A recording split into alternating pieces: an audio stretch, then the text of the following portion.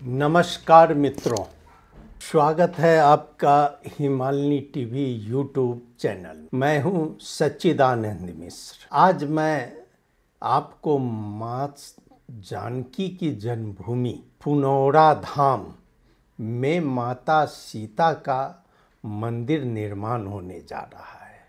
मैं इस पर चर्चा करने जा रहा हूं। माता सीता, जिनकी कहानी सिर्फ अयोध्या या जनकपुर तक सीमित नहीं बल्कि पूरे मिथिला और पूरा भारतीय संस्कृति में बसी हुई है। आज हम बात करेंगे बिहार के पुनौरा धाम में बन रहे भव्य सीता मंदिर का, जिसका कुछ दिन पहले भारत के गृह मंत्री श्री अमित शाह एवं बिहार के मुख्यमंत्री श्री नीतीश कुमार जी ने शिलान्यास किया। वो लगभग 9 करोड़ की लागत से वह बनने जा रही है मंदिर, और इस पर हम चर्चा करेंगे और जानेंगे कि इसका असर जनकपुर धाम, मिथिला और मैथिली संस्कृति पर क्या होगा। जी हाँ, बहुत तरह की आवाज़ उठ रही है। पुनौरा धाम बनाम जनकपुर धाम, सीता मंदिर विवाद या अवसर, मिथिला में सीता का संग्राम, सच क्या है, पुनौरा धाम का उदय, क्या जनकपुर धाम का गौरव घटेगा, सीता जन्मभूमि का नया अध्याय, मिथिला का भविष्य बदल जाएगा, पुनौरा धाम वर्सेस जनकपुर धाम, एकाधिकार खत्म, नया दौर शुरू। इस तरह की विभिन्न चर्चाएं आजकल चल रही है। मैं इस पर विस्तृत से चर्चा करूंगा आप लोगों के समक्ष। आइए हम बात करते हैं सदियों से उपेक्षित पुनौरा धाम, सीतामढ़ी बिहार को आखिरकार वह पहचान मिलने जा रही है जिसकी वह हकदार है।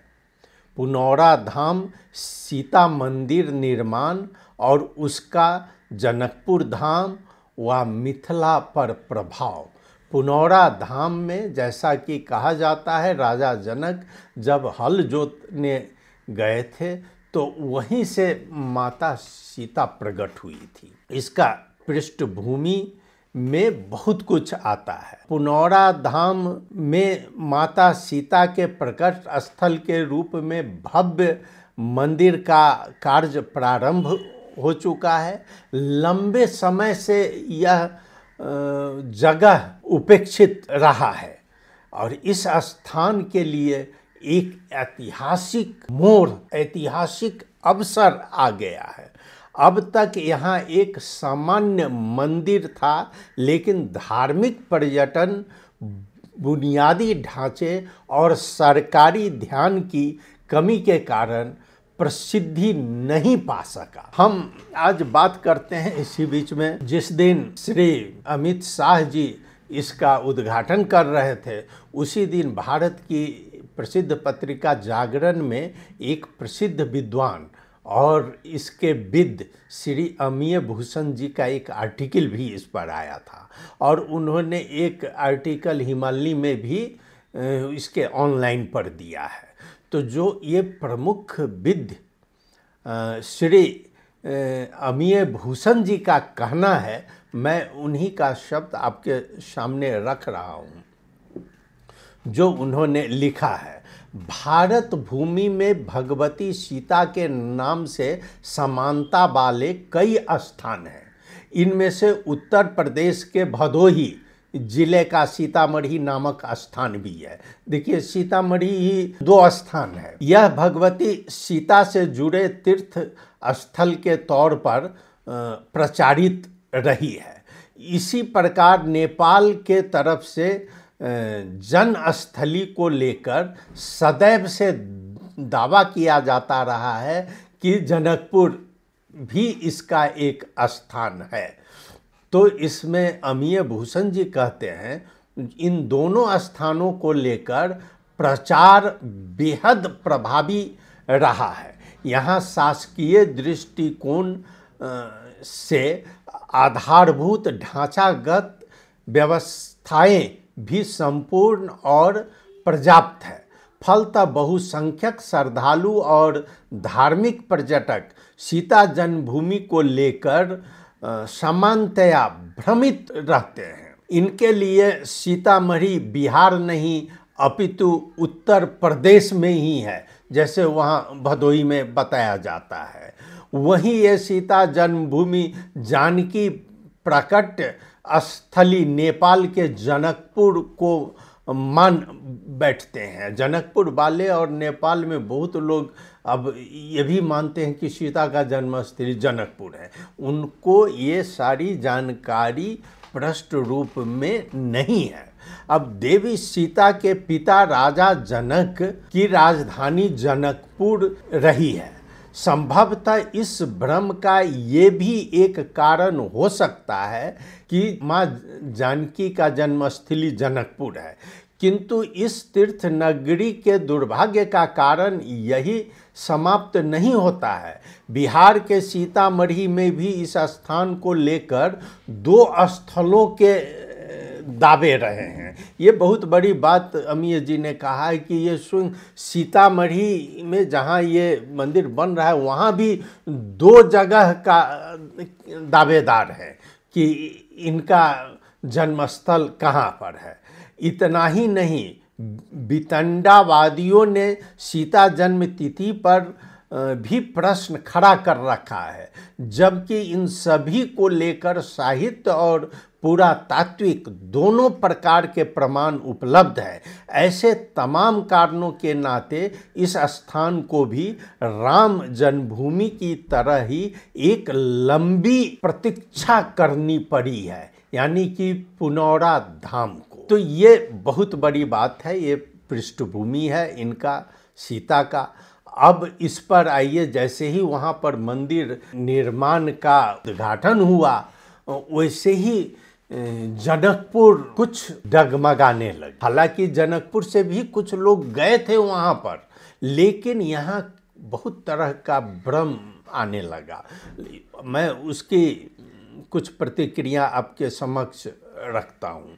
राजा जनक की राजधानी और सीता का मायका अब तक सीता संबंधित पर्यटन का केंद्र माना जाता था, यानी कि जनकपुर धाम। तो वहीं से जनकपुर धाम के वरिष्ठ पत्रकार कैलाश दास, ये सबसे पहले ये प्रश्न और समाधान भी उसने लिखा है हमारी हिमालनी ऑनलाइन पर, और कैलाश दास का जो प्रतिक्रिया है मैं बता देता हूँ आपको।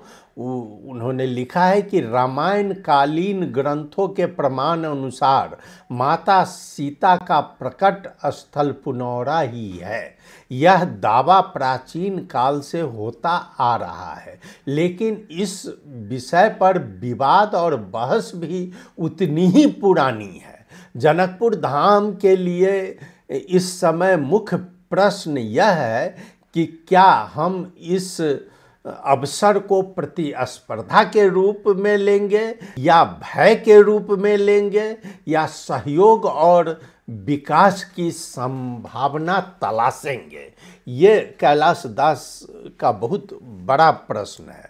अब जनकपुर धाम की धार्मिक महत्ता और ऐतिहासिक पहचान को और प्रभावशाली ढंग से विश्व के सामने कैसे प्रस्तुत किया जाए, इस पर बहस केंद्रित होना आवश्यक है। पुनौरा धाम के बड़े पैमाने पर मंदिर निर्माण की खबर जनकपुर तक पहुंची और वहां 2 प्रकार की प्रतिक्रियाएं देखी गई।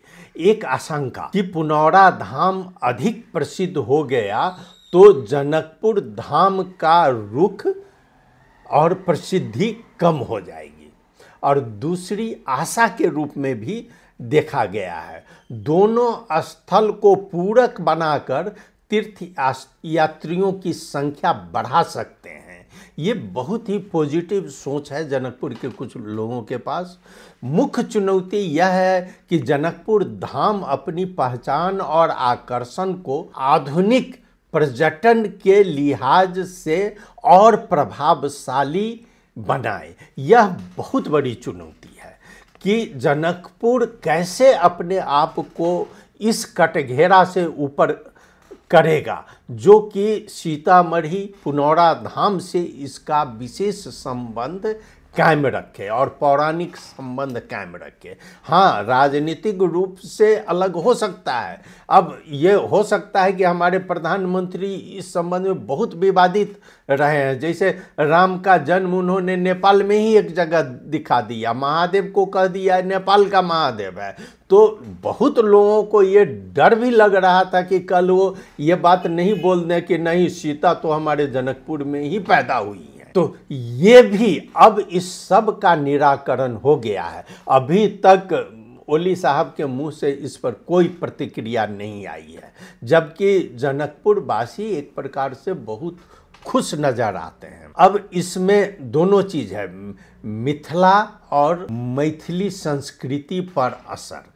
यह सिर्फ एक मंदिर निर्माण नहीं है, यह मिथिला के सांस्कृतिक पुनर्जागरण का मौका है। अगर यही रणनीति बनी तो मैथिली भाषा, मिथिला कला और हमारी पारंपरिक रीति रिवाज को वैश्विक मंच मिलेगा। हाँ, जनकपुर धाम को सीता पर्यटन और एकाधिकार अब संतुलित हो जाएगा। जो एकाधिकार जनकपुर में रहता था, और कभी कभी तो हम पर्यटक को इस तरह दिग्भ्रमित करते थे। आपको बता दें कि भारतीय पर्यटक जब जानकी मंदिर में आते थे और उनको जब गाइड जाता था घुमाने जानकी मंदिर में, तो वहाँ एक गर्भगृह है, तो सबको बता देता था कि सीता जी का तो इसी घर में पैदा। ये तो मैंने अपने आंखों से भी देखा है कि वो गाइड को इतनी जानकारी भी नहीं है कि सीता जी कहाँ पैदा हुए हैं। उन लोगों को बताता है कि इसी गर्भगृह में सीता जी का जन्म हुआ है।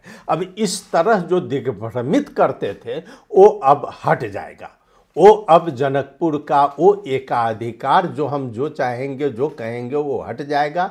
वास्तव में वहाँ पर एक जानकी मंदिर है जो कि टिकमगढ़ की रानी ने बनवाया है, उसको लेकर अभी इसकी प्रसिद्धि है। वैसे माँ जानकी का बाल्यकाल यहीं जनकपुर में बीता है, ये सब हम लोग नहीं देखते हैं, लेकिन हम लोग सीता जी का जन्म जनकपुर में है, यही नेपाल में प्रचार ज़्यादा हो गया है। लेकिन अब उस प्रचार पर अंकुश लग गया है। हाँ, अब एक बात और है कि जनकपुर का नेपालीकरण, माँ जानकी माँ सीता का नेपालीकरण हो रहा था, यानी कि मिथिला का भी नेपालीकरण हो रहा था, और मैथिली भाषा का तो नेपालीकरण हो ही गया है। क्योंकि मैथिली भाषा अब अपना अस्तित्व और अपना प्रचार करने के लिए केवल नेपाली का सहारा लेकर वो आगे बढ़ रही है। अब ये भी हट जाएगा। अब शुद्ध मैथिली संस्कार, मिथिला के संस्कार वहाँ पुनौरा धाम से, कि नेपाल में अगर 25 लाख 50 लाख मैथिली भाषी है तो वहाँ पर अब करोड़ों मैथिली भाषी हैं। नेपाल के मैथिली भाषी जो कि नेपाली का शरण लेते हैं, वो अब वहाँ के मैथिली भाषी को किसी का शरण लेने की ज़रूरत नहीं है, और उसके समक्ष उसकी राष्ट्रभाषा के रूप में और उसकी संपर्क भाषा के रूप में हिंदी सबसे आगे है, जिसके कारण अब वो पूरे देश का पर्यटक को वहाँ पर ला सकता है, और उस पर्यटक को नेपाल में लाने की ज़रूरत है। आइए हम आर्थिक और पर्यटन प्रभाव पर भी, मैं लखनऊ से एक विशेषज्ञ हैं हमारे जो कि लिखे हैं, प्रेमचंद्र सिंह, उनका यह जो लिखा हुआ है वो भी मैं आपके समक्ष रखता हूँ। यह सोचना कि पुनौरा धाम में भव्य मंदिर बनने से जनकपुर धाम की पहचान धूमिल हो जाएगी, शायद उचित नहीं होगा। ये प्रेमचंद्र सिंह जी कहते हैं कि माँ सीता के प्रति लोगों की श्रद्धा किसी एक मंदिर तक सीमित नहीं है, उनकी करुणा, प्रेम, ममता का विस्तार तो चराचर जगत में है। जो भी भक्त पुनौरा धाम में उनके दर्शन के लिए आएगा उसकी यात्रा तब तक पूरी नहीं होगी जब तक कि माँ जानकी के बचपन के घर यानी जनकपुर धाम न आए। ये बहुत अच्छी बात इन्होंने लिखा है। यही तो एक ही यात्रा के दो पड़ाव है, दो अलग अलग मंदिर नहीं है। ये बहुत अच्छा विश्लेषण है। उनका कहना है यह तो और खुशी की बात है कि पुनौरा धाम का विकास हो रहा है, क्योंकि इससे माँ सीता से जुड़े स्थानों का और अधिक प्रचार होगा और उनकी महिमा दूर दूर तक फैलेगी। हमें इसे एक अवसर के रूप में देखना चाहिए, एक ऐसा अवसर जो पुनौरा धाम और जनकपुर धाम दोनों को मिलकर माँ सीता की विरासत को और अधिक गौरवशाली बनाएगी। इन दोनों स्थानों का महत्व एक दूसरे से जुड़ा है, वे एक दूसरे के पूरक हैं, प्रतिस्पर्धा नहीं। ये प्रेमचंद्र सिंह जी का कहना है। अयोध्या की तरह यहाँ भी धार्मिक पर्यटन से स्थानीय अर्थव्यवस्था को नई जान मिल सकती है। पुनौरा धाम और जनकपुर धाम को जोड़कर राम सीता परिपथ बनाया जाए तो यह केवल बिहार नेपाल ही नहीं बल्कि गिरमिटिया देशों और दक्षिण पूर्वी एशिया तक श्रद्धालुओं को खींच सकता है। इसलिए जनकपुर धाम के लिए और मिथिला वासियों के लिए यह एक बहुत अच्छा अवसर है और ये हमको अब चाहिए कि ये एक ऐसा सर्किट बनावें जिस सर्किट में ये माँ जानकी से रिलेटेड जितने भी जगह है उस सभी को जोड़ा जाए और उस सभी में एक रेलवे व्यवस्था की मांग हो और उस तरह मध्य प्रदेश सरकार आगे बढ़े। जी, इसमें एक सुझाव और आगे का रास्ता, दोनों जगहें मिलकर संयुक्त ब्रांडिंग करें, मैथिली भाषा में गाइड और बोर्डिंग दे। इसे हिंदी जो एक संपर्क भाषा है उस भाषा में इसकी प्रिंटिंग करके पूरे भारत में इसका प्रचार करें। सीमा पर धार्मिक पर्यटन कॉरिडोर बनाएं और जनकपुर धाम में राजा जनक का दरबार, स्वयंवर स्थल जैसे ऐतिहासिक स्थानों का पुनर्निर्माण करें। तभी यह विकास सच में टिकाऊ होगा। माँ सीता की महिमा किसी एक भूखंड में सीमित नहीं है, यह पूरी मिथिला की आत्मा है। अब सवाल यह है कि क्या इस मौके को प्रतिस्पर्धा बनाएंगे या साझेदारी का पुल। निर्णय हमारे हाथ में है, क्योंकि आज की सक्रियता ही कल का गौरव बनेगी। दोस्तों, आपको लगता है कि पुनौरा धाम का यह विकास जनकपुर धाम के लिए अवसर है या चुनौती? कमेंट में अपनी राय जरूर लिखकर भेजें और मिथिला की इस कहानी को ज़्यादा से ज़्यादा लोगों तक पहुंचाने के लिए इस वीडियो को शेयर करें, लाइक करें। आपने सुना, बहुत बहुत धन्यवाद। नमस्कार।